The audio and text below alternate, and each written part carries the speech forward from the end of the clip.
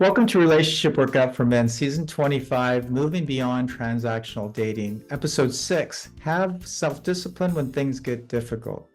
I'm here with my guest, Anna Jackson. She's a psychotherapist based in the UK, specializing in everything mental health related.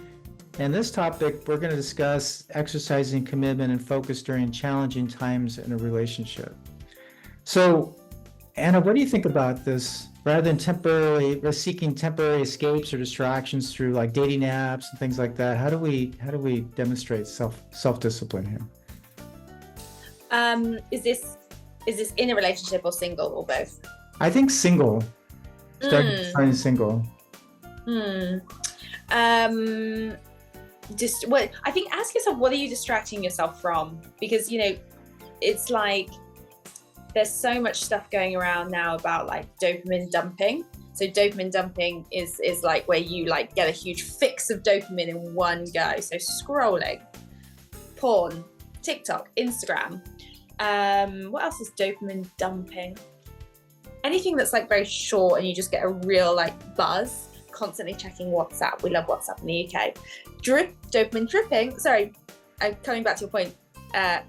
Dating apps are dopamine dumping because it's that constant newness. It's that constant cycle of new swipe. It's that constant all this dopamine. Dopamine dripping is what you need to aim for. So that's like going to the gym. Good habits. Only checking your phone at certain times when you really need to.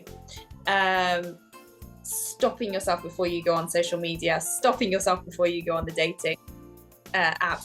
I think there's nothing wrong at all with meeting people on dating apps. In fact, they serve as an incredible source of goodness if used correctly. If you meet someone initially online, then you take the relationship offline and then you have a relationship, right? If it sort of stays online or you become like pen pals or there's all these terms around like breadcrumbing and things like that, then not so good. You're hooked on the kind of just like getting your phone and the dopamine and of that. But actually, if you take those offline, and you also can't get an in-depth relationship with someone until you meet them in person anyway. You can talk on the phone, that's a bit better. Do a Zoom call, that's a bit better. But there's not that real bond, is there, until you're person to person with someone in a room. So I think also, a downside, unfortunately, of dating apps is that they're so accessible. I think last time I checked, it was, I'm going to say this completely wrong. It was either 5,000 or 500,000 dating apps. Probably not 500,000, but regardless, it's a crazy amount of dating apps that are available. Obviously, there's the big ones, Hinge, Tinder, Raya, Match.com. But the thing is, like, a lot of people, and this is nothing new, get into an argument in a relationship. Oh, this isn't working, I'm going to cut it off, grab the phone, start scrolling or swiping left or right again on new people. So I think there's got to be that, like, again, it's coming back to, what do I want? A long-term relationship that's deep and meaningful and connected. But I know I have to work on it. And that doesn't mean it has to be hard and boring and laborsome. There can also be great joy in that. Or do I want something short-term and quick? This is not a this is right, this is wrong. This is just being self-aware of what you want in that moment. We all go through different chapters. A guy in his late teens, early 20s might really want just the short term to see what's out there in the market and to have fun and not to be, as a lot of people say the phrase, tied down. Or he might get to his like 30s and be like, right, I want something that's built to last. Look, if something is built to last, what do you have to do? You have to spend time building it. So I think there's pros and cons. I'm definitely not anti dating apps. I'd probably be more pro dating apps. I'm on Raya. I use dating apps, but I only use one. I wouldn't have like a multitude of them. I just have one, and I just use it at certain times. So it's coming back to self-discipline. I think if you see someone if someone is disciplined in general, they're going to be disciplined with dating apps. If they're not disciplined in general, they're not going to be disciplined with dating apps. it speaks to the bigger picture of who they are and how they manage their life. And it's interesting because I think people who think people are disciplined are boring, but actually people who are a little bit more disciplined actually have far more free time. So it kind of is opposite of boring because they have a lot of more free time to free.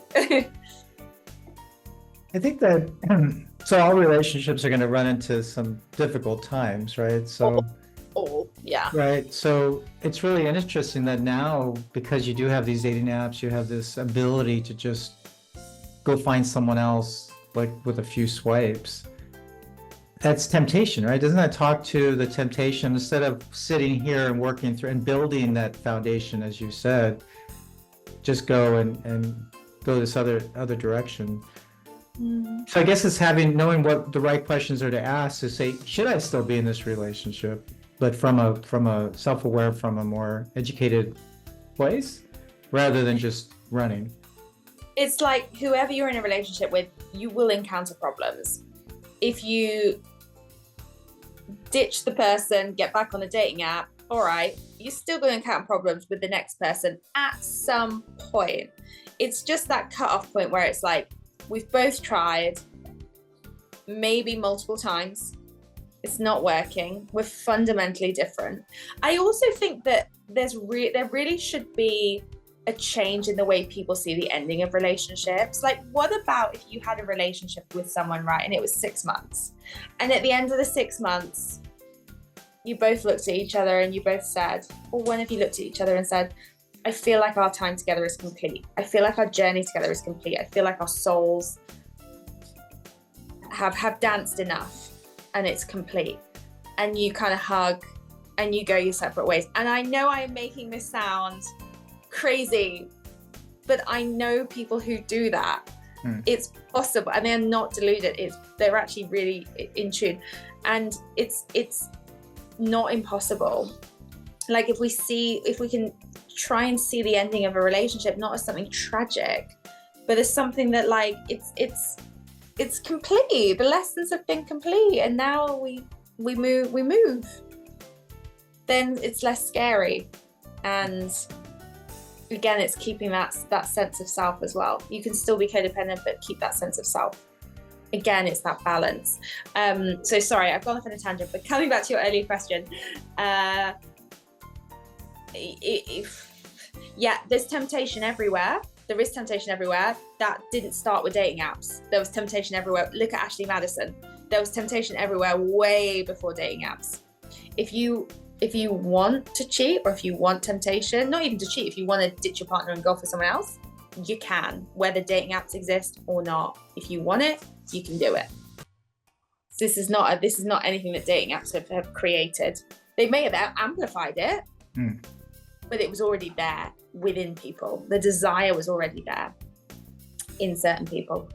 So I think if you're looking for a long-term relationship, and if you clear through those compatibility parts early on, asking those tough questions to make sure that you're aligned on those must-haves, those non-negotiables, and you know you have compatibility. What I've learned is that if you have compatibility, the rest of it, the relationship skill side of it, can be worked on.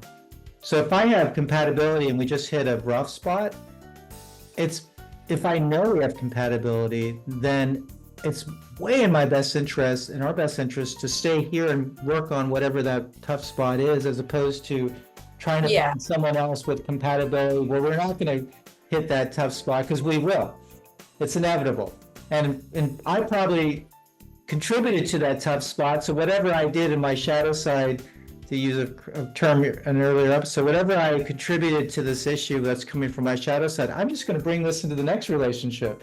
So why not work on it here, right? Yeah. So like, why not get it solved here if I know we have compatibility? It's like in those first dates, if I've identified, wow, we're compatible across all these must-haves, that's hard to find.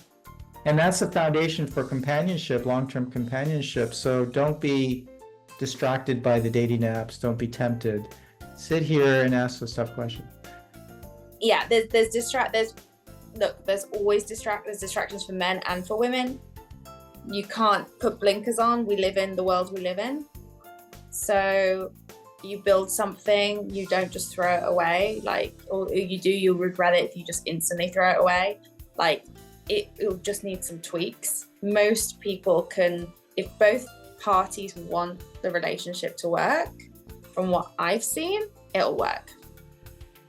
And then getting back to your point, if you're honest and you about the compatibilities and all these things, maybe we can get to a place where if relationships are going to end, let them end on a positive note, as opposed to we had great time and then everything's crashed and burned. Like all my previous relationships are all ended with some crashing and burning. Like, why do we want that for people that we were connected with that had significant time in our lives? Maybe Yeah. we get to that. Exactly. It's re-looking at like how we deem relationships. It's like, I think, you know, there's a lot of rhetoric from other people around, oh, relationships ended, that's so sad, that's it. Well, not always. Why does it have to be? What about it was the right time for it to end? Why does it have to be this like tragic thing where we're crying all the time and all of this stuff? Like, it might be, but it might also be a completion. Why can't it complete and we move on to the next person? Maybe we move on to ourselves for a while and then we go back, you know? And it's more likely to complete in a positive way if it completed before we got distracted and went off on the dating apps, and like that's a good way of crashing and burning a relationship. If like you're now on a dating app and the person you're dating is on a dating app now, that's a yeah. Well, you know, I don't know, not to quote the Bible, but treat others how you want to be treated. Yeah. Love thy and all. Well, there's that timing, right? If the relationship's time has come to an end, then close on it before you go and start a new journey. All right, I think we're gonna. This is more obvious when you're more in tune with yourself. This is all comes more obvious when you're easier to see it when you're more in alignment with who you are and aware of yourself. So it means I know what my must-haves are, my non-negotiables are. I know what's in my shadow side, what I'm working on. I know my self-worth. All those things that if I come into, as a guy, if I come into a relationship with that, I think I'm going to be more attractive to the person I'm dating in any case. And I can be more transparent. And if I'm more transparent, then we are less likely to crash and burn. If we're not meant to be together, that's okay. And I'm. Everyone is, yeah. Not everyone is. Yeah. All right, I think we're gonna end the episode here. In the next episode 7, we're gonna talk about the future of dating, which is I think is a nice segue because that's kind of where we're going with this. So thank you, Anna, and I will see you in the next episode.